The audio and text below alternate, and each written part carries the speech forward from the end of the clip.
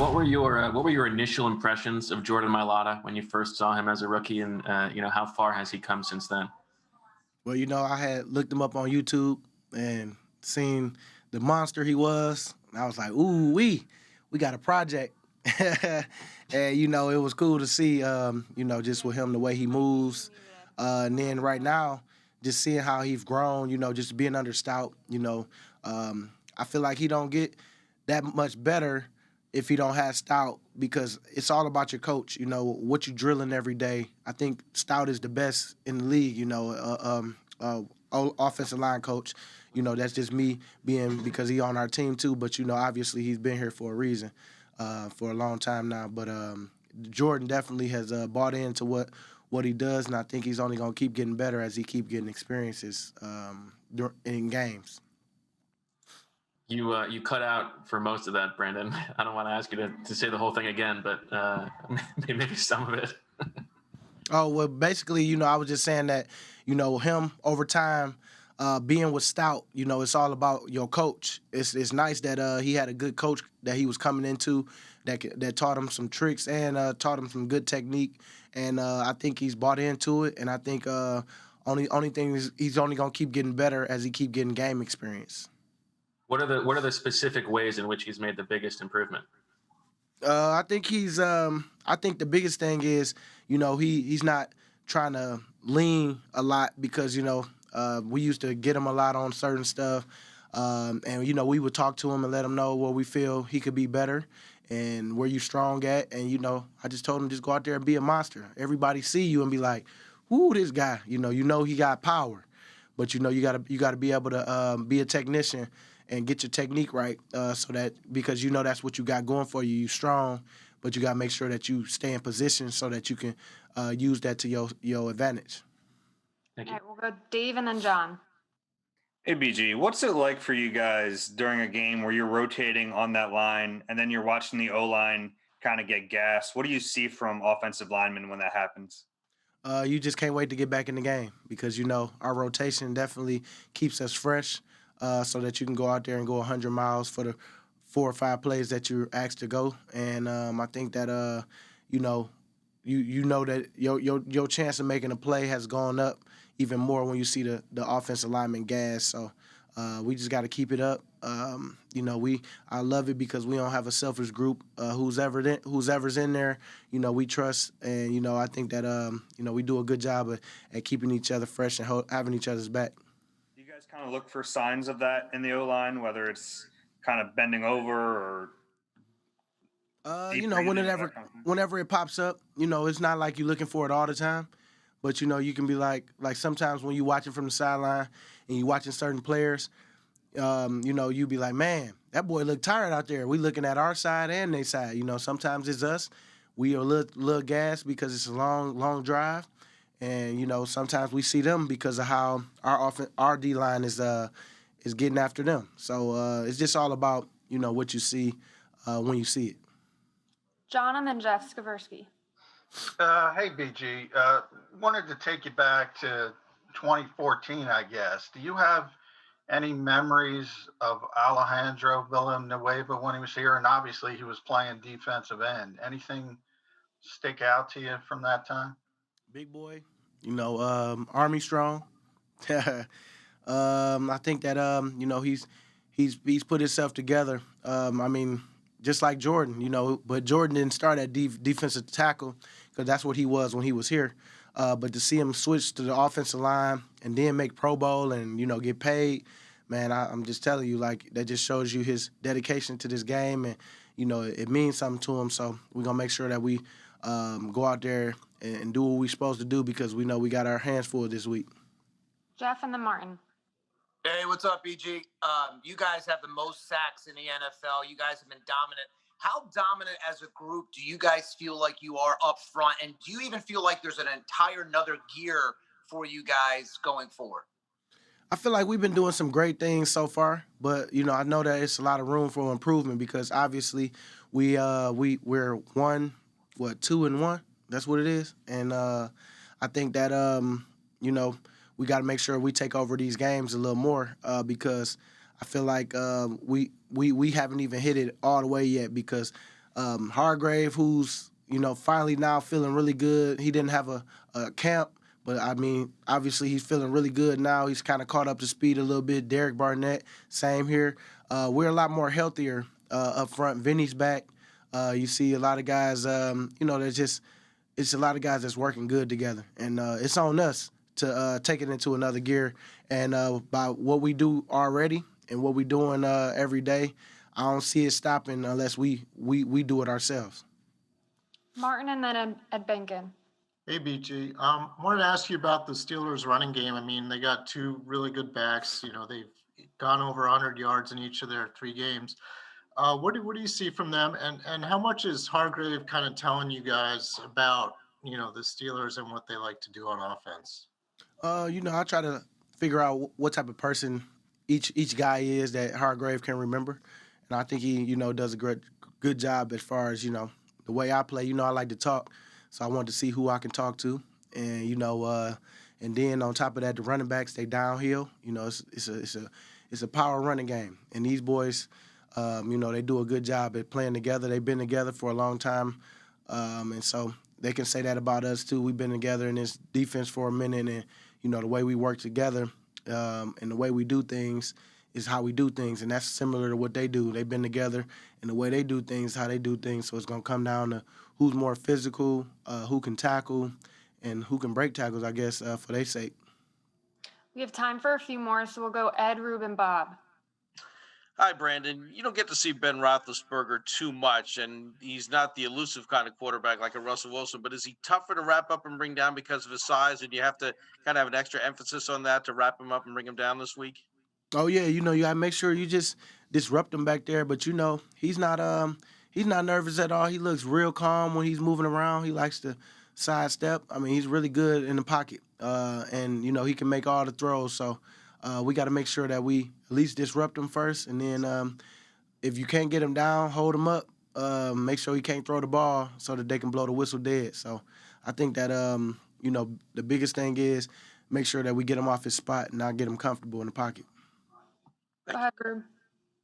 Hey, BG, you faced Roethlisberger early in your career and later in your career. How has he changed in terms of, he used to take a lot of sacks and now he really seems to get rid of the ball quicker. Does that show on tape when you look at him? Oh, yeah.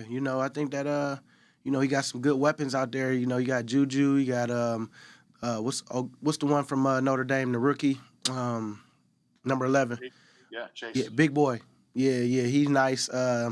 Then you got your running game. That's your running game is what's been, getting them boys, together because they've been able to run the ball. And 18. I can't think of the. I'm all up front. I've been just studying my guys, and so I just feel like we just got to make sure we do what we got to do up front. Make sure we stop the run. But what I've seen, so far on film is just them being able to run the ball, and it opens up a lot of things on what they try to do. Last one here with Bob. Yeah, Brandon, these two teams lead the NFL in sacks. You guys and the Steelers. Is this kind of one of those games? I mean, they lead it in 5 sacks per game. You guys lead in total sacks. Is this one of those games where once you get off the field, you kind of take a look at their pass rush? I mean, you appreciate that art. There's going to be a lot of great pass rushers on the field. Oh yeah, it's gonna be cool to see. They're gonna be watching us just as much as we watching them, and it's all about who gonna dictate what goes on in this game, and it's gonna start on D for sure, both sides. So you've been around Cravon for a while now. I was just curious, what does he bring to your secondary? What do you think he can? How do you think he can kind of build on this past game, especially as a blitzer? Yeah, man, Cravon's a player who, man, from day one stepped in and contributed and made plays. He, hasn't necessarily started every game, but has always taken the most out of his opportunity when given to him. And he's proven himself. And you see, Sunday night, him coming in with the limited amount of snaps that he had and is very productive. And it made a huge play in that game. And that's just what we see from him. It's a guy that we can count on who's been, that we can rely on and that constantly makes plays, whether it's through, his tackling abilities, coverage ability, and now you see him making plays on the quarterback. So I'm excited, man, on what he will continue to do for our defense and, continue to make a name for himself. Oh, and then Dave. Hey, Rodney, I don't know how much you've been paying attention to the Titans stuff, but, there's reports and photos of them having these unsanctioned practices when they were supposed to be in quarantine. What do you make of that? Yeah, it's hard. You get kicked out of the building, and now as players, I think, you try to, in some form or fashion, do something to ensure that, you stay in routine and preparation for that following week. And I think that's, all their intent was. But obviously, it caused another breakout, unfortunately. And it's something that we all can learn from. I think across the league now, we all have to be, a lot more responsible and trust in one another that we're all going to do the right thing once we lead these buildings. Go ahead, Dave. Hey, Rod, I heard the ski mask for turnovers was going to come back. We haven't seen it. What's the status on that? Yeah, man, it got left behind last week. Unfortunately, it was actually Cravon's responsibility to bring it, and he's brought it every game except for the last one. We had the most turnovers thus far to date. So I don't know if the ski mask will make a return or we'll leave it behind again for good luck. But you know how we are as players, are superstitious. But yeah, the intent is to bring the mask back for sure. We only have time for one more, so we'll go with Jeff. Hey, Rodney, you popped up on the injury report yesterday. What happened and how serious is it? I just had a little mild hamstring injury from the game. Nothing too serious, just, more precautionary reason. I was back out there today. And so I expect to be out there, Sunday, and I'll be fine.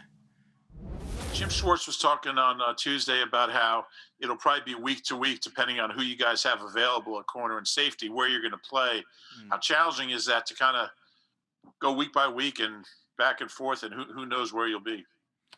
I think that's one of the great things that about my past. And when I'm talking about my past, like from my high school coach, from my college coach at LSU, they always taught me, to be a defensive back. And by me saying that, being a guy who can play corner, both left and right, who can play safety, who can play nickel and play dime, that way, if anything does ever happen, you got a guy who can fill a role where, like you said, there may be injury or something may happen. So I think with that being said, corner, I played corner, for the past 4 years here at Philly. And then now at safety, if it is week to week and coaching them, they decide, whether it's next week, a couple weeks down the line, to move it back to safety, I think, that just goes back into practice and knowing, my role has changed as far as how communication and alignment goes. Kristen and then John McMullen. Hey, Jalen, big picture question here, looking at the entire defense. Where's the confidence level at? Not only getting that first turnover, out of the way against San Francisco, but the way that you guys were able to stack up those 3 turnovers against San Francisco. Where's the confidence level at for you guys this week? Not satisfied, we were 3 games too late, in my opinion, as far as the turnovers. Came at a great time on the road versus a really, really good opponent. You know what I'm saying? That's what you need when you're playing on the road, turnovers. You want to win a turnover margin every game, but definitely on the road. But not satisfied. We're hungry for more for sure. John McMullen and then Aditi. Hey, Jalen, to kind of follow up on that movement from corner to safety and potentially back and forth, how long in a particular week, if you're kind of told by the coaching staff, okay, it's going to be corner, it's going to be safety. Jim has mentioned eyes and how it's different playing the different positions. How long does it take you to adjust in that preparation process? Well, in this league now in the season, 3 days. You got practice Wednesday, Thursday, and Friday, and after that, on Sunday, they expect for you to perform. But I think also with that being said, We do a great job as far as coaching us having walkthroughs, and I was always taught, by whether it was Malcolm or even, Nolan Curl, in those walkthroughs, I used to always see those guys moving around, and I used to always ask them, going into my rookie year, like, why y'all moving around so much in the walkthrough? Like, it's a walkthrough. And they used to always tell me, like, I'm still in reps. Like, these are reps. These are extra reps, not just the 25 plays that I'm going to get at practice, but now in this walkthrough, I've gotten 15 reps in my press and another 10, in my off-man coverage where I'm just playing the play in my mind. So I think that's one of the things that I also try to do in those walkthroughs. I take them really, really serious, knowing that, now I'm at corner now. I try to get as many press reps or off-man reps as possible. So when I get into practice, it's just secondhand nature. Aditi and then Mike K. Hi, Jalen. When you study this Steelers passing attack, starting with Ben and then the diversity of their receivers, how is it a different challenge than any of the teams that you've seen so far? And what's the big key? What's the one thing that if it happens, you're good? I think the biggest thing is it starts with Ben and it ends with Ben. He's a guy at this point right now. You see him on some plays, he's getting the ball out of his hands before the D lineman, can even really get out of their stance. And then other times, you guys know he's a guy who can sit in the pocket, shed a sack or two, and then still throw the ball down the field. So I think it starts and ends with him. We have to try to get him, on and off of his spots. And then outside of that, just playing really, really good coverage down the field, whether we are man or in zone, guys get into their spots. And we know, Ben, at the end of the day, he trusts his guys, and he's not a guy who's not scared to throw it in the tight coverage. We have time for a few more, so we'll go Mike, Martin, and Daniel. Hey, Jalen, what does Strap bring to this defense and this secondary? Energy, passion, a guy who you see, regardless of whatever goes on, he's gonna play with his heart on his sleeve. And when you got a guy out there like that, and you can see him, he makes a play, and he's screaming, he's hollering, you can feel the energy coming off of him. You feed off of that. Go ahead, Martin. Hey, Jalen. Slay was saying yesterday that he was kind of giving you pointers on last week about going back to cornerback. How much did that help you? And did you kind of need that? Just, making the switch from safety to corner, and is he helping you this week too? Yeah, no doubt. Definitely, because I, spent my whole offseason, then camp, and then the first 3 games at safety. So going into, like you said, last week, I was asking them questions, you know what I'm saying? Where we were on the sideline and, and the offense was on the field, I was literally, grabbing him, pulling him to the side on the other field, and we were working press work. After practice, he was done doing his extra stuff. He was walking off, and I grabbed him again. I'm like, nah, I got to get back right, because at the end of the day, we know, the other 10 guys are going to do their job, and regardless if I'm switching positions or not, everybody is dependent on me at cornerback, regardless of how the offseason may have went. So it definitely helped, me asking him and him giving me pointers, and going forward, I've been asking him questions now. You know what I'm saying? I always try to, get more knowledge from anybody. You're never too good to ask a question from anybody. Last one here with Daniel. Hey, Jalen, over the past 2 years, you've had the chance to go up against Miles Sanders in practice. How have you kind of seen his growth over the past 2 years, and what's been like watching, a young player like him that comes in with expectations kind of, go into that and kind of find his, place in the locker room?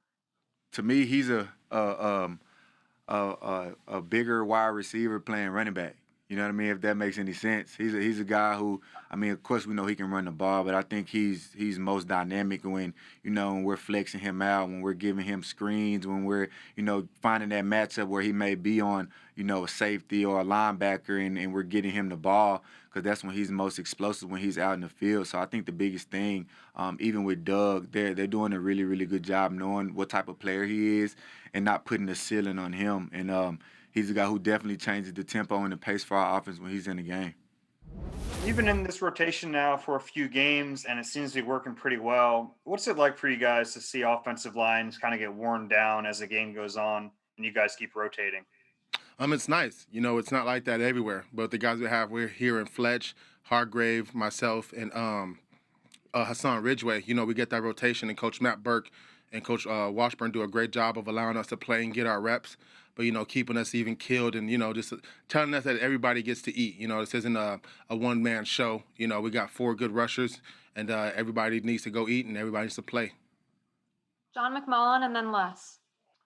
Hey, Malik, to kind of follow up on that, you've, as a veteran player, you've been in other situations where you didn't have that luxury of other guys being able to come in and perform at a high level as well. How much does that help you, especially late in games and high leverage situations, to maybe take a few snaps off earlier in the game? It helps a lot. I think the biggest part for me that I really enjoy is being able to see if me and Fletcher are out there first, and then Hargrave and Hassan Ridgeway get in the game, I get to see what Hassan and Hargrave do to the guards, and kind of see how the guards react, and then I can go back out there and do what I just saw Hargrave do, or do what he didn't do if he lost a rush. So it's good when you have guys that can throw moves and that aren't just bull rushers, and they actually throw moves, cross chops, double swipes, and things like that. So you can see yourself and see that guard, how he moves his feet, how he shoots his hands, what makes him get a little jittery, and it's just nice. So that way we can feed off each other. Les and then Tim. Hey, Malik. Wanted to ask you about nudging the ball with your foot. That was a pretty good gif on Twitter. Obviously, the official caught that, but have you ever gotten away with it? Have I ever gotten away with it? No, I've never been that brave to go out there and do that stuff. I think a few plays before that, the quarterback took a knee when the ref fell, and it was still first down after that play, and they moved the ball up. So I was like, they owe us a few yards. So. Did the 49ers say anything to you about it? I don't think anybody else saw except the judges by the goal lines, on each side of the goal lines. They were the only ones that really saw it. So luckily I didn't get a delay of game. It would have moved literally 4 inches forward, so it wouldn't have mattered, Tim and then Rob Motti. Like, my understanding is you were a big advocate for player safety heading into this year amid the pandemic.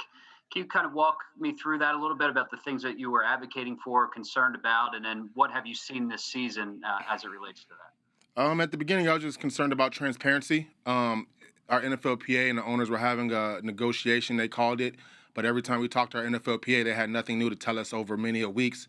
And so I was just concerned about the health and safety. What are we going to do as far as tickets and fans? Are we going to be compensated if we get sick, or is it going to be a knock against us, Is this a thing where we still work 8 to 5, or are you guys going to try to control our lives from 12 to 12, because this is just a job. So a lot of my concerns were that, and, we're still trying to work them out and see where we go. Rob Motti and then Bo. Malik, Ben Roethlisberger's obviously a big dude. They don't call him Big Ben for nothing. What is the key to trying to get him down and getting in his face, rattling him? Over the course of the years, Eagles teams have been successful doing that in the past. What do you guys have to do on Sunday? Get past the O-line first. They got a pretty good stout O-line. Although they lost Ramon Foster to retirement and a few other guys to injury, they've got Del Castillo back, and they got a good O-line. So I'm expecting we got to get through the O-line first. He does a good job of getting that ball out. But from what we saw, he's not a big runner. I think that arm is making him stay in the pocket. So you beat the O-line once you put a good hit on him, like a good Joe Burrow hit on him, and I think he'll start dancing and looking other places. And I think that'll allow us to really get after him and make him real jittery. So just get past the line. The first person that gets hands on him, make sure you make him feel it. Bo and then John Clark. Malik, I noticed that you went from raising a fist during the anthem to sitting on the bench in week 3. Not to make the focus on that, but I'm curious if there was a specific reason behind that. Yeah, the injustices that were brought to Breonna Taylor and saying that nobody got charged in her death really bothered me. And I can't sit here and say, I just couldn't stand for the flag after hearing our Justice Department say that those cops did nothing wrong. So that's where I'm at right now. And until I personally feel like she gets justice, that's where I'm going to stay.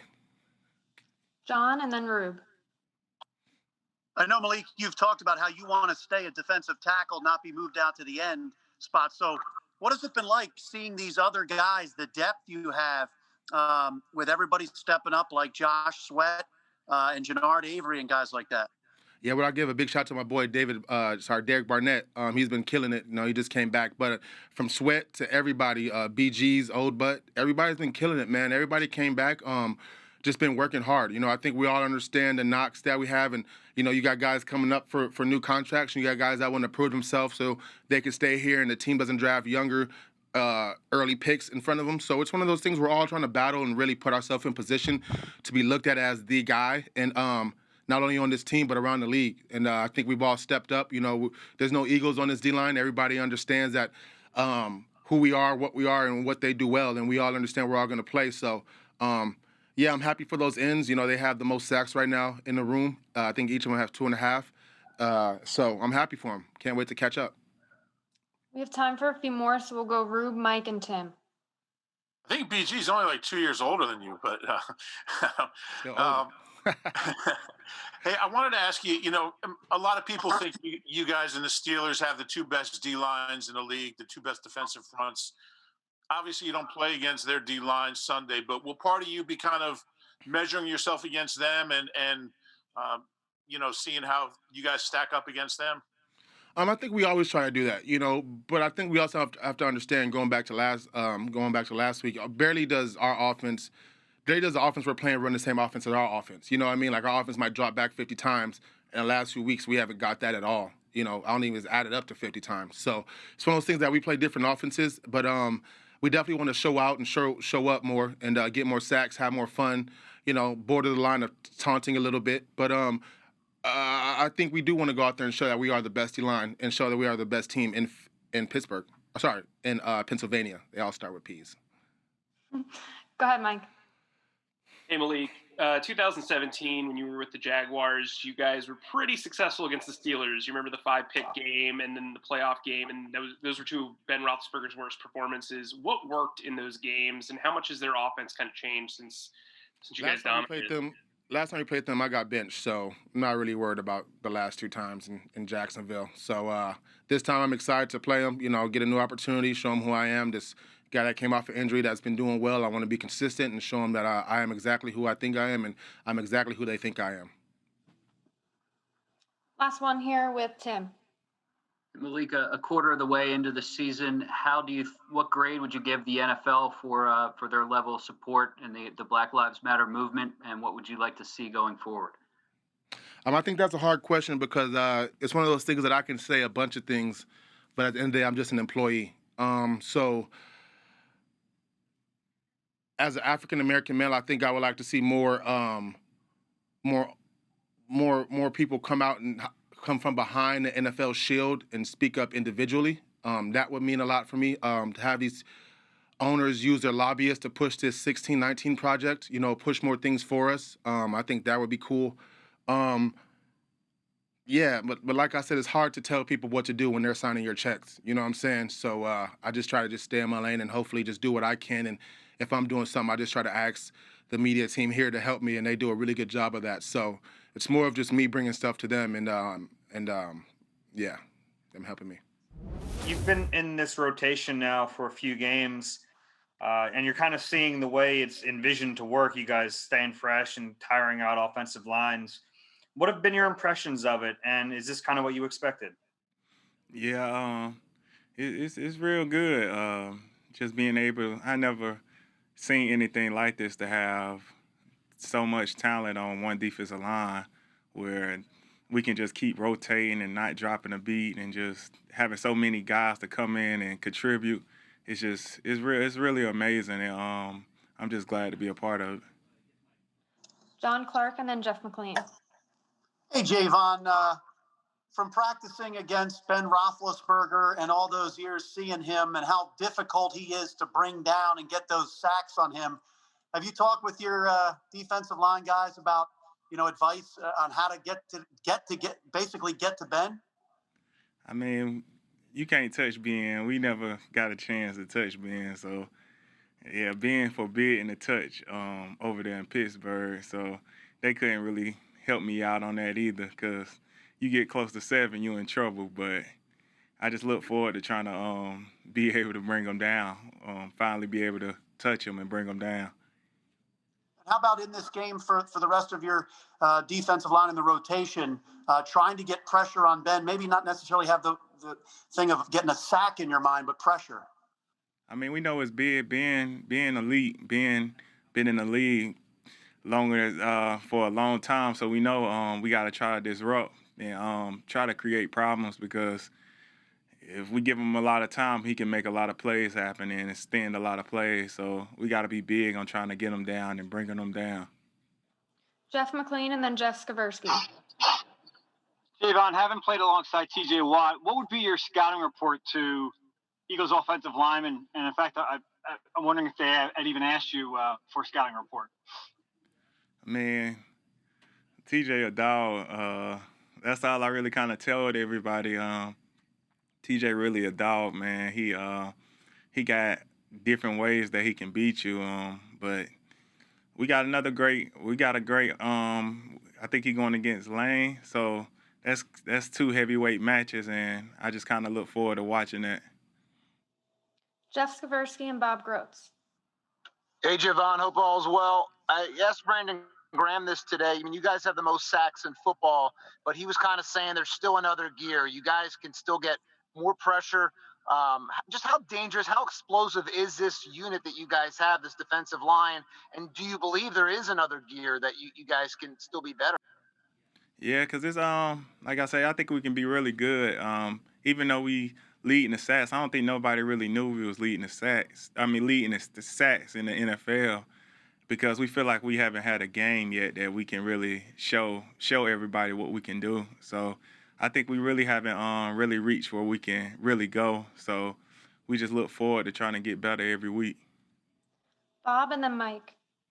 Javon, are these the two best pass rushes on these teams in the league? You've been on both of them. Statistically, they are. I mean, the Steelers are averaging 5 sacks a game. You have more total sacks. Are these the two best pass rushes in football? And is this going to kind of decide who has the best pass rush this game? It's most definitely the top pass rushers, I think, in the game. It's just so deep. It's multiple guys that can pass rush on both teams. So, like, I thought I was coming from the Steelers and being with some of the best pass rushers to coming to the Eagles and seeing a lot of some of the great pass rushers too. So it was really eye-opening just to see how good both of these teams are at getting to the quarterback. We have time for a few more, so we'll go Mike, Aditi, and Kristen. Hey, Javon.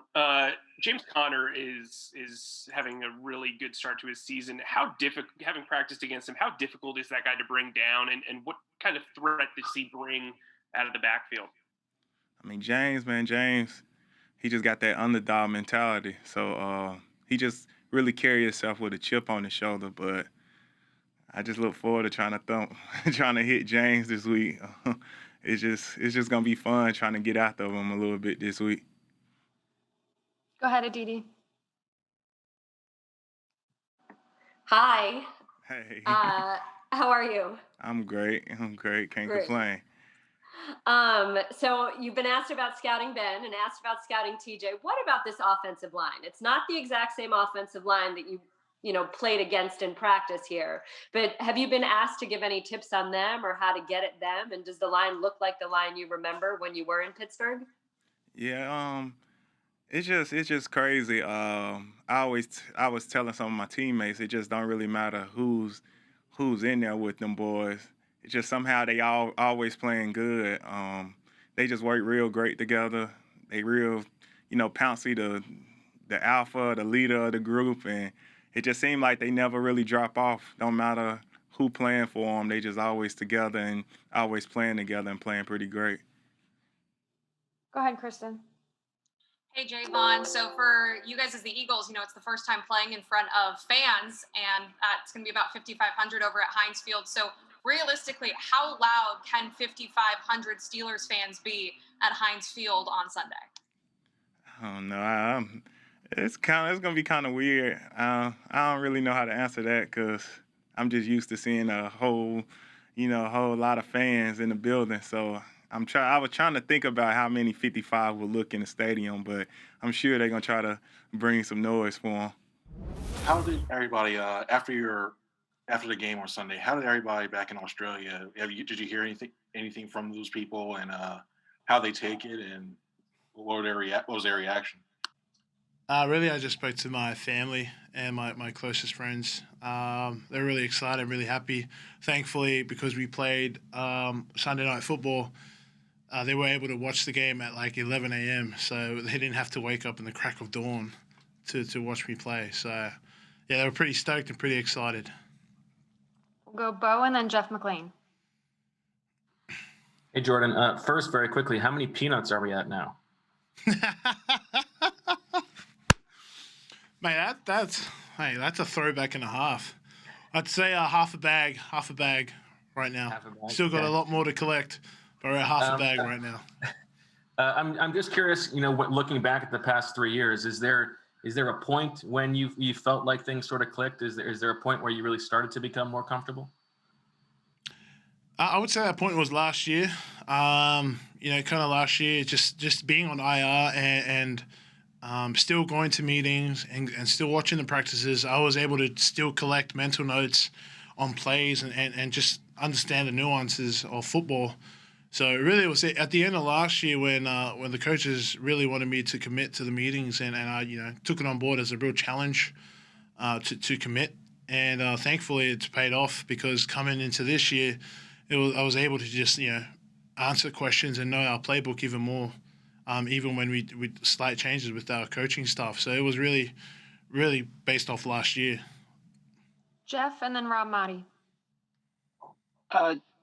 Jordan, Jason Peters didn't make the trip, obviously, to San Francisco, but what was his reaction when you got back? What do you have to say to you about your performance? JP's a man of few words, didn't say much, just shook my hand and said you did a good job. But stuff that we need to work on, and he's going to show me tape on this week's opponent. It was a real classy answer, just real classy comment by JP there. So it was cool. What tips did he have for this week? Really going up against a good edge rusher this week. So just to watch, be patient with my hands, get off the ball, those kind of things. Rob and then Martin. Jordan, when you said after the game the other night, I'm not trying to fill anybody else's boots, I'm trying to make my own. I posted that comment and it blew up. People all over, especially in Australia, really liked it, enjoyed it. Can you explain that a little bit, your desire to want to prove that, hey, I'm not a rugby player anymore. I am an NFL player and I am my own person? Yeah, I think just to elaborate more on that, it's just an identity thing for me. Being labeled as the guy who played rugby, even using that as an excuse for giving up a sack or having a missed assignment. I'd rather have a missed assignment because I didn't know the player. I don't want a missed assignment because he's a rugby player. That's all that was. Does that make sense? It's like, and it's just again an identity thing. I'm not trying to fill JP's boots. I'm trying to make my own name. I'm trying to be my own person in this sport. And not trying to rely on someone else's past or even my past. Thank you. Martin and then Dave. Jordan, obviously you've made a ton of progress in the 3 years you've been here, but do you even think you made a ton of progress since like the end of August, like training camp? Because like to some of us, it seemed like you weren't playing that well heading into the season, and maybe your spot might have been in jeopardy. I mean, did you see it that way, and what changed? Really, I was just trying to knock off the rust. I knew I had it in me. It was just trying to get the feel back. Yeah, obviously having a year off, and the tempo of things was the biggest challenge that I faced during training camp. Just trying to get back into the mix of things, back into the fold. I knew technique-wise and physically and mentally I could play in this league and I could play for this team, but it was just trying to find the tempo again and knock the rust off because that was the biggest issue this year. And once I got it going and once I realized like the groove and I remembered everything of what I had to do to be sound in my technique, I feel like the dominoes fell in place or the chips. What's the saying? The chips fall in place or something? Yeah, don't know. You guys have some funny sayings here. When did that happen? When did it click for? When did you feel like it was clicking for you? Man, I can't give you the exact date. Probably oh, you know what? When now that you said that, probably straight after unfortunately when Dillard went down, that's when I had to really pick up my game, because I felt like they had to rely on me, and that's when I started to sharpen the tools. Steve and then John Clark. Hey, Jordan, when you think back to when you first met Jeff Stoutland and where your relationship is now with him, how much has it evolved in those few years? Man, I'll tell you what, when I first met Stout at IMG, oh my days, I could not believe this was going to be a coach. Like, I couldn't believe this guy was a coach. Just the way he coaches is real, like, intimidating for others. At the time, I was like, wow, this guy's really, like, aggressive. And, like, why is he shouting at me, man? I was like, dude, come on, man. I just got here to America. Stop shouting at me. But, man, my relationship with Stout now, man, that's my guy. I'm able to just speak my mind on plays. I'm able to just tell him how I really feel, and he listens. He listens. He coaches me on things that on how I could do it differently. Instead of just doing the same thing again over and over again, he coaches me on how to do it differently, and just give a different presentation on techniques so they can't read you like a textbook. So my relationship with Stout, man, from day one to now, it has grown exponentially, and to like a relationship where he can trust me and I can trust him. John Clark and then Bob. Hey, Jordan, making your first NFL start in an empty stadium, do you think that helped you in a way, instead of having, 70,000 screaming fans there on you? What do you think it'll be like to have some fans there at Heinz Field on Sunday? John, that's a great question. I can't answer that for you because I don't know. Because I didn't play in a stadium filled with fans, so I don't know if it would have. But yeah, I don't know. Only experience I have is from the preseason games, and all I know is that it's a huge advantage. So I can't wait to play this weekend at Heinz Stadium with fans. With 75, is it 7,500 fans? Whatever 100 fans it is, it's got to be fans there. So we'll go Bob and then Les. Do you consider yourself a better player or a better football player on game days or in practice? It just looks like in practice that it just takes a little bit longer and you just kind of show up on game days. How do you feel about that? I don't really feel like that. I feel like I practice how I play, and that's how Coach Stout expects me to train. That's why I always give a shout out to Joe Osman, because you can't sleep on Joe. You guys know how hard Joe practices, and that's why they put Joe on my side, so they can. There's no days off in practice for me. I don't feel like I have those days where I take the whole day off and just do my own thing. No, I feel like I practice the way I'm going to play this week, and this week, it's been like that. Yeah. So, well, that's not saying that you take the day off in practice, but do you feel like you're a better game day player? You don't feel like that? Nah, mate. I just told you, practice like how I'm going to play, and if the chips fall my way, then I play the way I trained. We only have time for one more before we get Rodney in here, before all the meetings start, so we'll finish up here with Les. Hey, Jordan. I've tried to sort of put myself in your shoes, what this must have been like for you. You came here without having any idea whether you could do this. Then it took 2 years to really get on the field and show that you could do it. How did you sleep at night? How did you know this was all going to work out?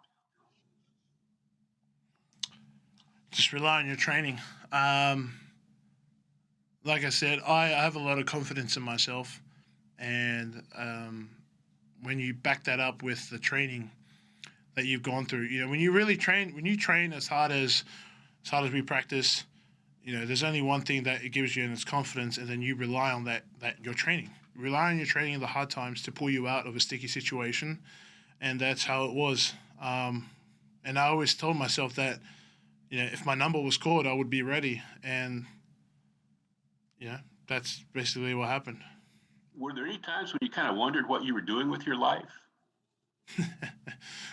What part of this year, or what part of what year are you talking about? Because mate, year 1, year 2, I've had those times. I've had those times where I'm like, man, what am I doing? But I've always asked myself that, and then I realized this is what you wanted to do. So I have the saying, don't dip your toe in the water, drown in it, and learn how to swim. And I always go back to that saying, and then it pulls me out of that dark place that when I start asking myself, man, do I really want to play football? And I always say that, don't dip your toe in the water, drown in it, and learn how to swim. And I'm swimming.